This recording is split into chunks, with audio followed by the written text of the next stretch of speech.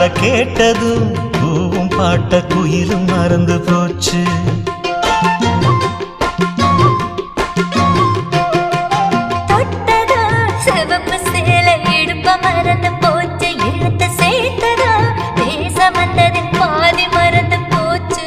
சுந்தரி உன்னையும் என்னையும் பிரிச்ச காலம் போச்சு.